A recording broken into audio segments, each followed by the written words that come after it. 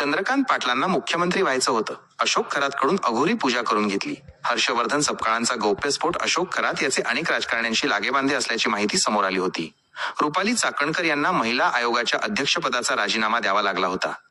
नाशिकमधील विकृत भोंदूबाबा अशोक खरात प्रकरणात राज्य सरकारने प्रामाणिकपणे कारवाई केली तर सध्याच्या मंत्रिमंडळातील 1 डझन मंत्री तुरुंगात जातील, असा स्फोटक दावा काँग्रेसचे प्रदेशाध्यक्ष हर्षवर्धन सपकाळ यांनी केला. देवेंद्र फडणवीस यांना या सगळ्या अघोरी उद्योगांची कुणकुण काही महिन्यांपूर्वीच लागली होती. अखेर हे अघोरी उद्योग खूपच वाढल्यानंतर देवेंद्र फडणवीस यांनी अशोक खरात याच्यावर कारवाईचा बडगा उगारला, असे हर्षवर्धन सपकाळ यांनी म्हटले. त्यांनी बुधवारी सोशल मीडियावर केलेल्या एका पोस्टमध्ये याबाबत भाष्य केले आहे.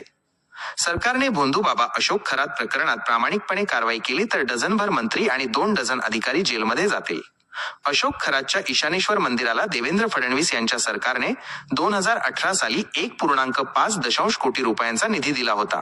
फडणवीसांच्या कार्यालयात त्यावेळी कार्यरत असणारे व आता म्हाडाचे अधिकारी मिलिंद बोरीकर यांचेही या बाबांशी अत्यंत जवळकीचे संबंध आहेत. केंद्रीय गृहमंत्री अमित शहा यांचेही भोंदूसोबत फोटो समोर आले आहेत. मंत्री चंद्रकांत पाटील यांचेही या भोंदू खरातशी अत्यंत जवळचे संबंध होते. त्यांनीही मुख्यमंत्री होण्यासाठी या बाबाकडून अघोरी पूजा केल्याची माहिती असल्याचे हर्षवर्धन सपकाळ यांनी आपल्या पोस्टमध्ये म्हटले आहे. मुख्यमंत्री देवेंद्र फडणवीस यांना भोंदूबाबाचे कारनामे 6 महिन्यांपासून माहीत होते. फडणवीसांच्या आजूबाजूचे लोक, मंत्रिमंडळातील सहकारी यांचे खरातशी संबंध असल्यानेच माहिती मिळूनही फडणवीसांनी काही कारवाई केली नव्हती. पण त्यांच्या मित्रपक्षातील सहकाऱ्यांनी देवेंद्र फडणवीस यांचे मुख्यमंत्रीपद घालवण्यासाठी खरातकडून तंत्रमंत्र व अघोरी पूजा केल्यानेच फडणवीसांनी भोंदूबाबा अशोक खरात विरोधात कारवाई सुरू केली. भोंदूबाबाच्या निमित्ताने ते आता मित्रपक्ष आणि पक्षातील हितशत्रूंना ब्लॅकमेल करत आहेत, असा आरोपही हर्षवर्धन सपकाळ यांनी केला आहे. अशोक खरात याला मंगळवारी नाशिक सत्र न्यायालयात हजर करण्यात आले होते. यावेळी सरकारी वकिलांनी अशोक खराने 5 नरबळी दिल्याचा संशय व्यक्त केला.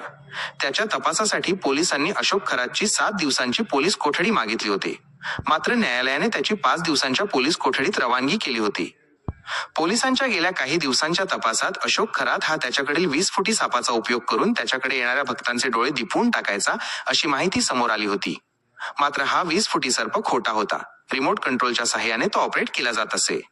मात्र ही बाब खरातकडे येणाऱ्या भक्तांना माहिती नसल्याने ते या भोंदू बाबाच्या चमत्काराने भारावून जायचे.